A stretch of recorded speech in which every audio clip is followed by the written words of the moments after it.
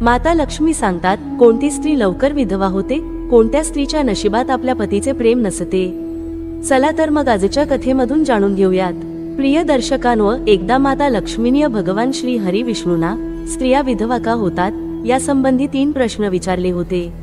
तर आम्ही आपणास विनंती करतो की तुम्ही ही कथा पूर्ण ऐकावी, कारण अर्धे मिळालेले ज्ञान हे नेहमीच घातक असते आणि जे आपल्या जीवनात कोणताच बदल घडवून आणू शकत नाही, तसेच हे मनुष्याच्या आयुष्यात नेहमीच वेग आणते। मित्रांनो, एकदा माता लक्ष्मी पृथ्वीचे भ्रमण करून वैकुंठ लोकात परत येतात आणि भगवंतांना विचारतात, हे प्रभू, जेव्हा आज मृत्यू लोकांकडून येत असताना पाहिले की 3 स्त्रिया ज्या की एकमेकींच्या मैत्रिणी होत्या, पण त्यामधील 2 स्त्रिया आपल्या तरुण्यातच विधवा होऊन दुखी जीवन जगत होत्या, तर उरलेली एक स्त्री विवाहित होती आणि आपल्या पतीसोबत सुखी संसार करत होती, तसेच जीवनातील प्रत्येक सुखाचा आनंद घेत होती। तिचा पती तिला कसल्याही गोष्टीची कमी पडू देत नव्हता, ती आपल्या वैवाहिक जीवनातील सर्व सुखांचा आनंद घेत होती। हे भगवंत, असे फक्त काही स्त्रिया सोबतच का घडते आणि कोणती स्त्री कोणत्या पापांमुळे विधवा होते, मला हे समजलेच नाही। म्हणून आता माझ्या मनात 3 प्रश्न निर्माण होऊ लागले आहेत। कृपया आपण माझ्या 3 प्रश्नांची उत्तरे देऊन मला संतुष्ट करावे असे मला वाटते। मित्रांनो, अशा प्रकारे माता लक्ष्मीचे म्हणणे ऐकून भगवान विष्णू म्हणतात, हे लक्ष्मी, मी तुमच्या 3 प्रश्नांची उत्तरे देईन, तसेच मी तुम्हाला पूर्ण समाधान देण्याचा नक्कीच प्रयत्न करेन। तेव्हा माता लक्ष्मी म्हणते, हे भगवंत, माझा पहिला प्रश्न आहे की कोणती स्त्री अकाली अर्थात वेळेआधीच विधवा होते। माझा दुसरा प्रश्न आहे की कोणत्या स्त्रीला आयुष्यात कधीही वैवाहिक सुख मिळत नाही, आणि माझा तिसरा प्रश्न आहे, ती कोणती गोष्ट आहे की जी बायकोने मागूनही नवऱ्याला देत नाही। लक्ष्मी मातेचे हे विचित्र प्रश्न ऐकून भगवंत म्हणू लागले की, हे देवी लक्ष्मी, तुम्ही ज्या 3 स्त्रियाबद्दल बोलत आहात त्यापैकी 2 स्त्रिया विधवा म्हणून आपले दुःखी जीवन जगत आहेत, आणि तिसरी एक स्त्री विवाहित असून तिच्या पतीसोबत आनंदी जीवन जगत आहे। असे का होते हे तुम्हाला जाणून घ्यायचे आहे, तर मी तुम्हाला एक छोटीशी कथा सांगेन। ही कथा तुम्ही खूप लक्षपूर्वक ऐका। ही अर्धी अथवा अपूर्ण कथा ऐकणाऱ्यांना अपूर्ण ज्ञान मिळते, ज्याचा आयुष्यात कधीच उपयोग होत नाही, कारण तुमच्यात ही प्रश्नांची उत्तरे या छोट्याशा कथेत आहेत। जर तुम्ही लक्षपूर्वक ऐकाल तर तुम्हाला तुमच्या 3 प्रश्नांची उत्तरे नक्कीच मिळतील आणि तुम्हाला समाधान मिळेल।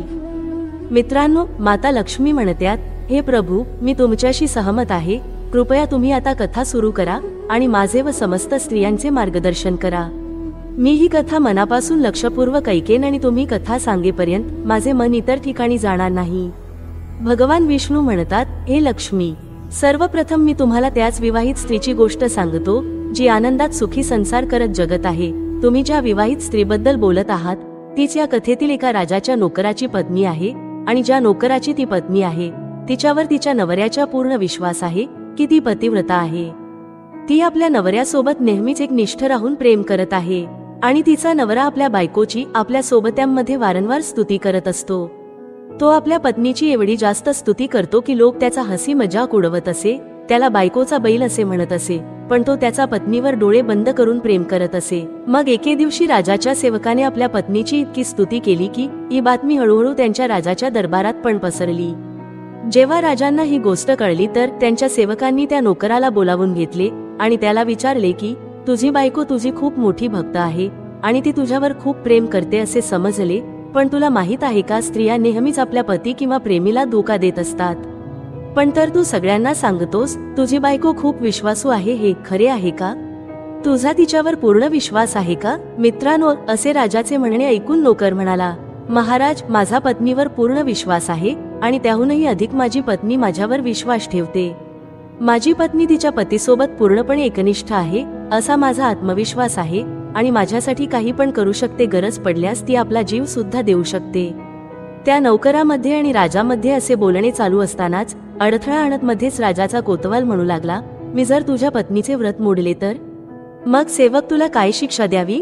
तेव्हा तो सेवक शांत होऊन म्हणाला, माझ्या बायकोचा पतिव्रता धर्म भंग केला तर काय शिक्षा? महाराज, तुम्ही दिलीत तर मला फाशी ही द्या।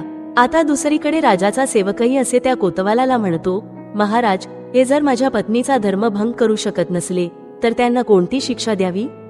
तेव्हा राजाने सांगितले की कोतवालाला ही फाशीचीच शिक्षा देऊ, कारण त्याला तुमच्या प्रेमावर संशय आहे आणि त्याहून अधिक त्याला आत्मविश्वास पण आहे म्हणतो। मित्रांनो, आता भगवान विष्णू माता लक्ष्मीला म्हणतात, हे देवी, ही अट कोतवाल आणि सेवक या दोघांनीही मान्य केली।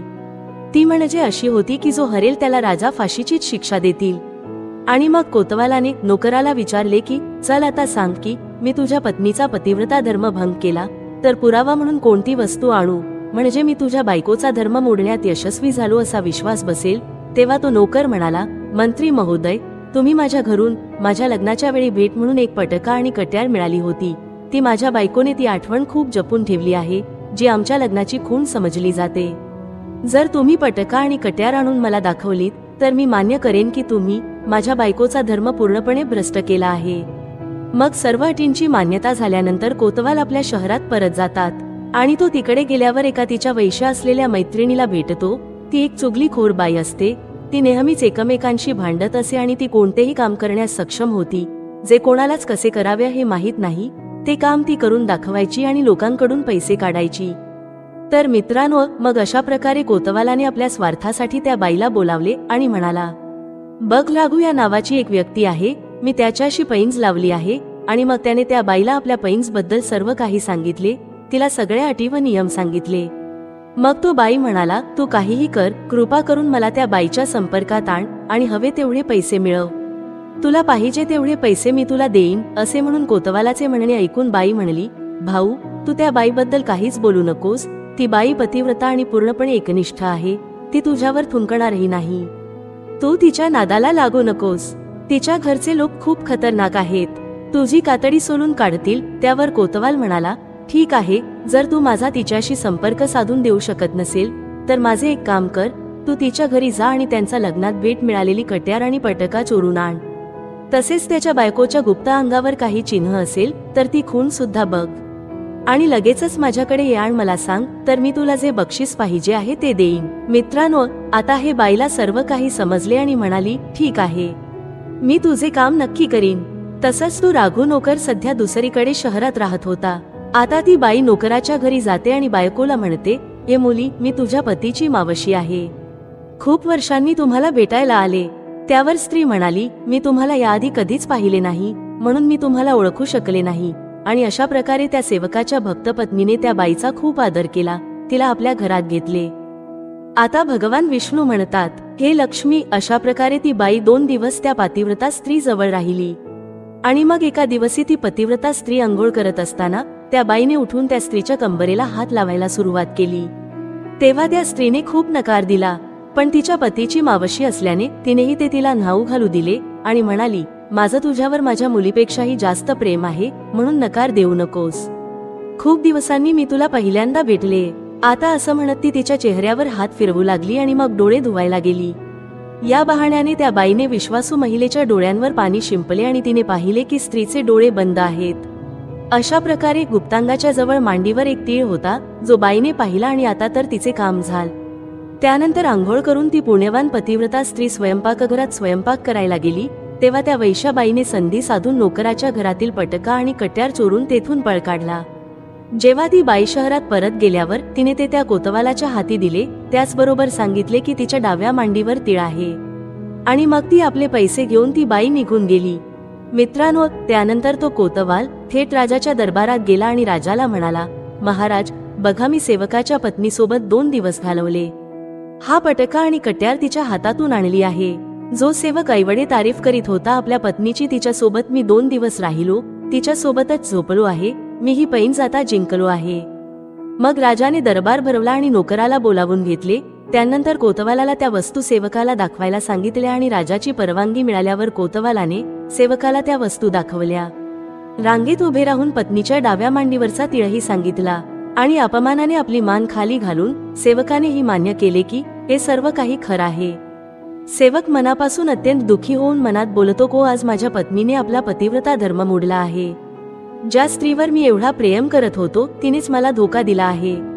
तो राघू नौकर आता मनापासून तुटून गेला.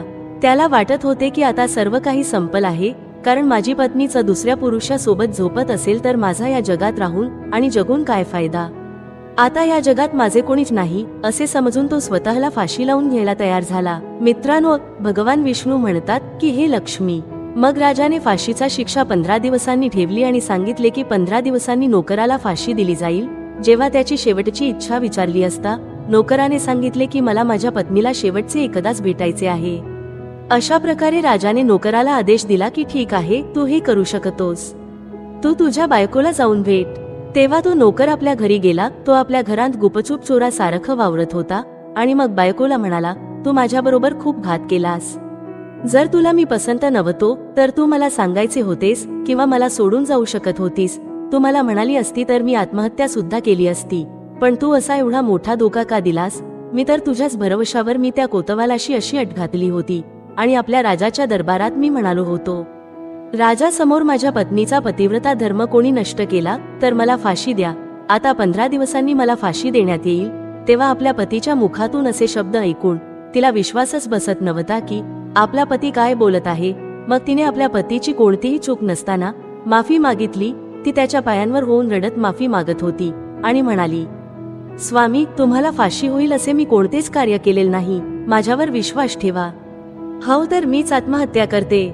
आपल्या पत्नीच्या तोंडून असे शब्द ऐकून त्या दोघांनाही समजले की आपसांत काहीतरी गैरसमज झाला आहे. मग त्या रागू नौकराने आपली सर्व हकीकत सांगितली आणि तसेच त्याच्या पत्नीनेही आपल्या सोबत घडलेली घटना सविस्तर सांगितली. आपल्या पतीला सर्व काही सांगितले, पण त्याने विश्वास ठेवला नाही आणि मग तो सेवक राजाच्या परत दरबारात गेला. राजाने त्याला पुन्हा तुरुंगात टाकले. आता दुसरीकडे त्या सेवकाची पत्नी विचार करत होती की आपल्यामुळेच पतीचे प्राण धोक्यात आले आहेत, म्हणून ती देवाचे स्मरण करू लागली आणि रडत देवाकडे शरण जात मदत करण्यासाठी विनंती करू लागली. मित्रांनो, मग त्या स्त्रीने आपल्या पतीला वाचवण्यासाठी स्वतः जाण्याची भूमिका घेतली आणि स्वतःचा वेश बदलून एक नृत्यकी झाली आणि राजाच्या दरबारात जाऊन तिचा नृत्य दाखवण्याची परवानगी मागितली, कारण ती स्त्री अतिशय सुंदर होती. मग एके दिवशी तिचा मनमोहक नाच राजालाही खूप आवडला होता, म्हणून राजाने सर्व मंत्री इत्यादींना उपस्थित राहण्याची आज्ञा दिली. त्याने या सुंदर स्त्रीच्या नृत्याची संपूर्ण व्यवस्था केली. मित्रांनो, भगवान विष्णू म्हणतात, हे लक्ष्मी. मग सर्व मंत्री, मुख्यमंत्री, राजा वगैरे दरबारात हजर होते आणि मग जेव्हा नोकराची बायको नाचू लागली तेव्हा राजाला त्या स्त्रीचे नृत्य अतिशय सुंदर वाटले. तो तिच्यावर खुश होऊन म्हणाला की तेव्हा राजा म्हणाला, तुला माझ्याकडून काय मागायचे आहे? तू जे मागशील ते मी तुला नक्कीच देईन. तेव्हा नोकराची बायको म्हणाली, महाराज, तुमच्या दरबारात माझा चोर आहे, ज्याने माझे पैसे घेतले होते पण त्याने आजपर्यंत परत दिलेच नाहीत. त्याला आताच फाशी द्या. त्याने माझ्यासोबत घात केला होता, त्याला शिक्षा द्या, कारण तो तुम्हालाही एक दिवस धोका देणारच. असे लोक जे दुसऱ्यांच्या जीवनात विष कालवतात त्यांना जगण्याचा अधिकारच नाही. मग राजा म्हणाले, ठीक आहे, सांगा माझ्या दरबारात तुमचा चोर कोण आहे?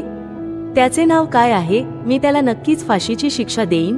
तेव्हा त्या सेवकाची विश्वासू पत्नी म्हणाली, महाराज, तुमचा हा कोतवालच माझा चोर आहे, तुम्ही त्याला फाशी द्या. त्याला शिक्षा झालीच पाहिजे. आता ही सुंदर स्त्री मला चोर म्हणत आहे. हे कोतवालाच्या कानावर येताच कोतवाल म्हणाले, महाराज, मी शपथ घेतो की मी हिच्याकडून कधीच काही चोरले नाही. मी आजपर्यंत हिला पाहिले सुद्धा नाही. मग मी चोरी कशी करू शकतो? मी या नाचणीकडे कशाला चोरी करू? मी आजपर्यंत हिचा चेहरा सुद्धा पाहिला नाही. मित्रांनो, आता भगवान विष्णू म्हणतात, हे लक्ष्मी. तेव्हा ती सुंदर स्त्री म्हणू लागली, महाराज, हा कोतवाल मला ओळखत नाही. मग त्याच्याशी विचारा, तू तो राघू सेवकाच्या घरातून पटका आणि कट्यार कशी आणलीस? होय महाराज, मी तुमच्या दरबारात काम करणाऱ्या त्याच नोकराची बायको आहे, ज्याला तुम्ही या कोतवालाच्या सांगण्यावरून त्याला फाशी देत आहात आणि माझा नवरा निर्दोष आहे. मी माझ्या पतीसोबत खूप एकनिष्ठ आहे. कधीही मी त्यांचे नाव ही मी माझ्या तोंडून घेत नाही. मग महाराज सर्व घटनेची शहानिशा करण्यासाठी कोतवाल आणि त्याचा बाईला बोलवतात. राजदरबारात त्या बाईने केलेल्या सर्व गोष्टी कबूल केल्या. मग राजाने सेवकाला निर्दोष असल्याने सोडून दिले, तर खोटे आरोप आणि नोकराला फसवल्याबद्दल कोतवालालाच फाशी दिली. तसेच त्या बाईला पण कारावासात टाकले आणि त्या स्त्रीचा सत्कार करून तिला बक्षीस दिले आणि म्हणाले, खरंच तुम्ही एक पतिव्रता स्त्री आहात. मला सुद्धा माफ करा. आमच्यामुळे तुम्हाला खूप त्रास झाला आहे. मित्रांनो, भगवान श्रीहरी म्हणतात, हे लक्ष्मी. ज्या स्त्रिया आपल्या पतीचे नाव घेतात किंवा ज्या पतीला नावाने हाक मारतात किंवा अरे तुरेची भाषा वापरतात, त्याच अकाली विधवा होतात, कारण त्यांच्या पतीचे नाव घेतल्याने त्यांच्या पतीचे आयुष्य कमी होते आणि त्यांच्या पतीचा वेळेपूर्वीच मृत्यू होतो. बोलायचे झाले तर 2 स्त्रिया विधवा होत्या आणि ती एक याच नोकराची बायको होती, जी एक धर्मनिष्ठ स्त्री होती. ही पतिव्रता स्त्री आपल्या पतीला कधीच सोडणार नाही. तोंडाने त्याचे नाव ही घेत नाही आणि दुसरींकडे दुःखी जीवन जगणाऱ्या 2 स्त्रिया विधवा म्हणून नेहमीच आपल्या पतींना त्यांच्या नावाने हाक मारत असत. त्यामुळे त्यांच्या पतीचे आयुर्मान कमी झाले आणि नंतर दोन्ही स्त्रिया अकाली विधवा झाल्या. त्यांच्या सोबत असेच झाले आहे आणि आज त्या दुःखी जीवन जगत आहेत. म्हणूनच महिलांनी कधीही पतीचे नाव घेऊ नयेत. त्यांच्या तोंडून नवऱ्याचे नाव निघणे हे एक महापाप आहे. आता तुमचा दुसरा प्रश्न होता की कोणत्या स्त्रीला आयुष्यात कधीच सुख मिळत नाही. तर समजून घ्या की ज्या स्त्रिया पतीविना राहत असतात, त्यांना न विचारता कोणतेही कामे करतात किंवा कोणत्याही तीर्थक्षेत्री किंवा उत्सवाला जातात, आपल्या नवऱ्याला काहीही न विचारता कोणतेही निर्णय घेतात, आपल्या पतीला ताटाखालचे मांजर बनवून ठेवतात, तर त्यांना आयुष्यात कधीही सुख मिळत नाही. अशा स्त्रिया आयुष्यात नेहमीच दुःखी राहतात आणि त्यांना त्यांच्या पतीचे प्रेम कधीच मिळत नाही. भगवान विष्णू म्हणतात, हे लक्ष्मी, तुमचा तिसरा प्रश्न होता की पत्नी करू शकते अशी कोणती गोष्ट आहे की जी त्यांचा नवरा त्यांना मागूनही देत नाही. मग समजून घ्या की ती गोष्ट शिवी आहे. एक चारित्र्यवान असलेली स्त्री आपल्या पतीला कधीच शिवी देऊ शकत नाही आणि जी स्त्री शिवी देते ती कधीच चारित्र्यवान नसते आणि अशी स्त्री आयुष्यभर रडत राहते आणि ती तिच्या आयुष्यात कधीच आनंदी नसते. तर मित्रांनो, ही कथा ऐकल्यानंतर देवी लक्ष्मी त्यांच्या तिन्ही प्रश्नांवर पूर्णपणे समाधानी होतात आणि म्हणतात, हे प्रभू, वास्तविक चारित्र्यवान असलेली स्त्री कधीही दुःखी जीवन जगत नाही, कारण अशा घरात देवी लक्ष्मी सदैव वास करते आणि ते घर सदैव धन समृद्धींनी भरलेले असते. खर तर स्त्रियांच प्रत्येक घराला नेहमीच स्वर्ग बनवतात. मित्रांनो, जर तुम्हाला हा व्हिडिओ आवडला असेल तर कृपया आमच्या चॅनेलला सबस्क्राईब करा आणि व्हिडिओला लाईक करा. तसेच कमेंटमध्ये जय श्री कृष्ण लिहा. तुम्हा सर्वांचे मनपूर्वक आभार.